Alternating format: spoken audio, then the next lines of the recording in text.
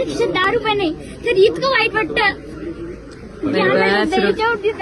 नको करू, आम्ही तीच भूमिका घेतोय. तुला एक माहिती का, मी विरोधी पक्षातला आमदार आहे, पण मी जर आज निर्णय घेतला असता, नाही तर काल निर्णय घेतला असता, तर मी आज मंत्री सुद्धा झालो असतो, नाही तर पदाधिकारी झालो असतो. पण मी या सरकारबरोबर का नाही जात? हे सरकार युवांच्या विरोधात आहे, शेतकऱ्यांच्या विरोधात आहे, मजुराच्या विरोधात आहे, महिलांच्या विरोधात आहे.